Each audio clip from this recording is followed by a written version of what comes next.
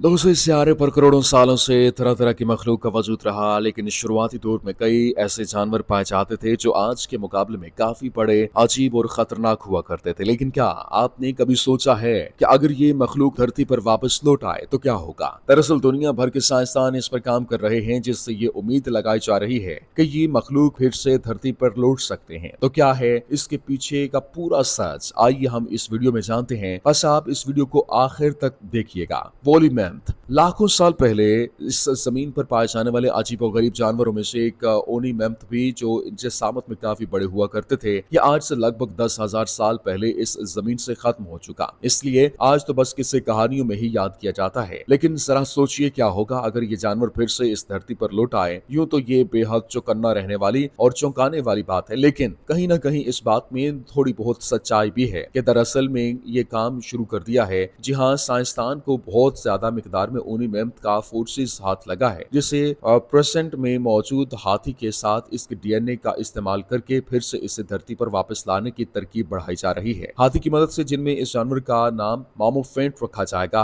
है ना बिल्कुल अमेजिंग। यानी कि ऐसा होता है अगर, तो वाकई साइंस की दुनिया में एक बोलचाल आ जाएगा। The ground sloth. इस मखलूक को देखकर तो ऐसा लगता है मानो ये कोई बड़े जसामत का है, लेकिन हम आपको बता दें कि ये बियर नहीं है, लेकिन इस चीज का नाम तो है ग्राउंड स्लॉथ। ये आज से लगभग 8,000 साल पहले ही खत्म हो चुका, लेकिन इतने सालों के बाद भी साइंसदान इसके बालों से डीएनए का सैंपल निकालने में कामयाब रहे, जिसे लेकर रिसर्च की जा रही है। बताया जाता है कि इस डीएनए की मदद से इस मखलूक का क्लोन बनाया जा सकता है। आपको बता दें कि आइस एज में पाए जाने वाले जानवर की साइज लगभग 3 मीटर तक होती है, वही इसका वजन लगभग 1,000 किलो तक होता है। और यानी ये बात तो तय है कि ये जानवर आज के मुकाबले में बेहद अलग और अजीब था। साबर टोथ्ड टाइगर। यहाँ पर इस वक्त गुजरे हुए जमाने के साथ जानवरों की लिस्ट में टाइगर का नाम भी शामिल है, जो देखने में तो टाइगर जैसे लगते थे, लेकिन वो टाइगर से भी बड़े और खतरनाक होते थे। इनका वजन 100 से 200 किलो तक होता था। भाई अगर लंबाई की बात की जाए तो ये लगभग 13 फुट तक लंबे होते थे, और इनकी पावरफुल बॉडी इस बात की गारंटी थी कि बड़े से बड़े जानवर को भी काबू करने में इन्हें महारत हासिल थी। ये कैमल जैसे जानवर को भी अपने बस में कर सकता था। इतना ही नहीं, इनके पास टाइगर की तरह मजबूत दांत तो होते थे, लेकिन आज के टाइगर के मुकाबले इनके 2 दांत बाहर की और काफी ज्यादा नोकीले होते थे, जिनके साइज को लगभग 1 फुट तक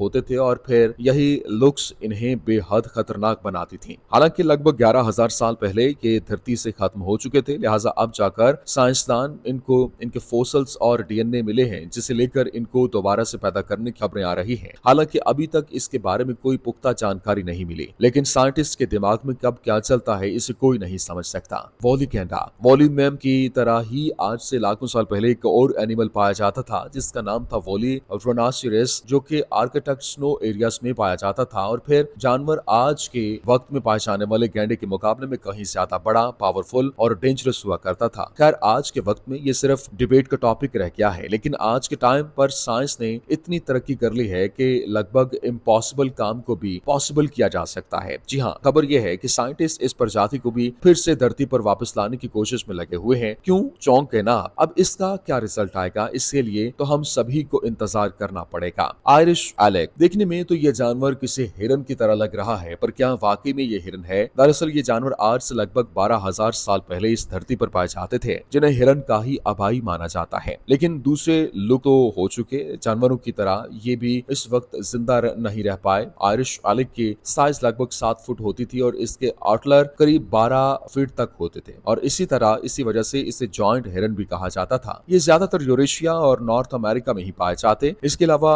पीकलैंड और इसके साथ आयरलैंड में भी इस वक्त के इनकी वजूद का रोमान लगाया जाता है, लेकिन साइबेरिया में भी इस जानवर के फॉसिल्स पाए गए, जिसे लेकर साइंटिस्ट का ऐसा मानना है कि वो इस जानवर को फिर से धरती पर वापस ला सकते हैं। दरअसल आज के वक्त में धरती पर मौजूद इसकी करीबी प्रजाति को देखकर ये उम्मीद लगाई जा सकती है कि आयरिश एलेक को भी वापस लाया जा सकता है। और अब ये काम किस हद तक मुमकिन है ये तो डिबेट का टॉपिक है, लेकिन साइंस और साइंटिस्ट कोई भी चमत्कार कर सकते हैं। दमुआ। ऐसा नहीं है कि इस दौरान सिर्फ अनोखे और बड़े जानवर ही पाए जाते थे, बल्कि कई ऐसे बर्ड्स भी मौजूद थे जिनके सबूत मिले हैं जो आज की दुनिया की बर्ड से कहीं ज्यादा बड़े और अनोखे होते थे, जो कि क्लाइमेट चेंज और कई वजह से इस प्लेनेट से काफी पहले ही नापैद हो चुके। इस लिस्ट में दमुआ का नाम भी आता है, जो कि देखने में आज के शुतुरमुर्ग की तरह दिखता है, और तब तक इसकी टोटल 9 प्रजातियों के बारे में जानकारी मिली है। लेकिन खास बात यह है कि दमुआ का काफी बड़ी साइज का होता है और ये उड़ भी नहीं पाता। इसी वजह से आसानी से इसका शिकार कर लिया जाता था। आप भी जानकर चौंक जाएंगे कि लगभग 600 साल पहले तक धरती पर पाया जाने वाला मुआ लगभग 10 फुट तक लंबा होता था। हालांकि साइंटिस्ट को इसकी फॉसिल्स और डीएनए मिल चुके, यानी अगर साइंटिस्ट कोशिश मुमकिन रही तो काफी जल्द फिर से इस प्रजाति को देखा जा सकता है। साइबेरियन यूनिकॉर्न इस लिस्ट में अब अगला नंबर है साइबेरियन यूनिकॉर्न का। तो चलिए जानते हैं साइंटिस्ट के पास इससे मुतालिक क्या इम्कानात हैं।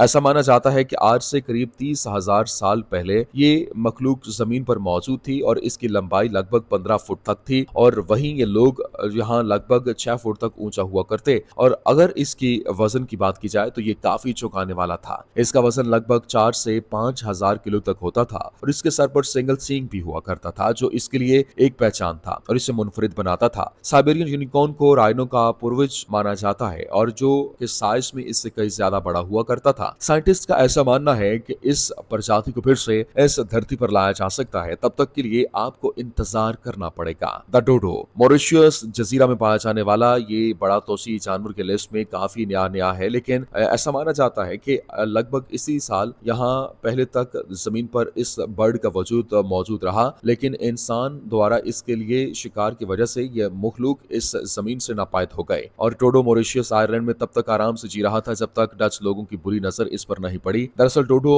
उड़ नहीं सकता, यही वजह है कि इसका शिकार आसानी से किया जाने लगा और हालांकि जिसामत में बड़ा होता था और वजन भी। खैर साइंटिस्ट इसके डीएनए सैंपल्स कलेक्ट करने में जुटे हुए हैं, यानी उम्मीद है कि जल्द ही इस प्रजाति को फिर से दोबारा से जमीन पर लाने की कोशिशें हो रही हैं। बाजी रिवर डॉल्फिन द बाजी रिवर डॉल्फिन की एक ऐसी प्रजाति है जिसके साल 2006 के बाद से नापायद होने की खबरें हैं। ऐसा माना जाता है कि पोल्यूटेड वाटर की वजह से डॉल्फिन की ये प्रजाति अब इस दुनिया में नहीं रही। इसके लिए पूरी तरह से हम इंसान ही जिम्मेदार हैं। लेकिन अच्छी बात यह है कि इसके ऊपर रिसर्च शुरू कर दी गई है, जिसका नतीजा ये निकला कि समुद्रों में साइंटिस्ट को इसके नए सैंपल्स ढूंढने में कामयाबी हासिल हो गई है और साइंटिस्ट का ऐसा मानना है कि जल्द ही इसको फिर से धरती पर वापस लाया जा सकता है। लेकिन वाकई ऐसा होता भी है तो इसके लिए अभी काफी इंतजार करना पड़ेगा। नेडरथेल्स और अब नंबर आता है नेडरथेल्स का। जी हाँ, इस वीडियो में अब तक आपने जितनी भी मखलूक के बारे में जाना सब या तो जानवर थे या बर्ड्स, मगर ये अनोखा अजीब इंसानों की प्रजाति से ताल्लुक रखता है। दरअसल इसे इंसानों की ही सब स्पीशीज माना जाता है, यानी यही वजह है कि साइंस की दुनिया में इसकी भी तोसी को लेकर जो बेवाक जारी है और यहाँ तक कि ये भी दावा किया जाता है कि साइंटिस्ट के पास इसके जीन्स मौजूद हैं जिसकी मदद से इस काम को अंजाम दिया जा सकता है, यानी कि इस नापायद हो चुकी ह्यूमन स्पीशीज को फिर से